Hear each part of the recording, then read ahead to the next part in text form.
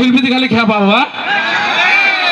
ওকে পাশে খ্যাপা শিল্পী, দেখা যাক উনি কেমন ফিল করে।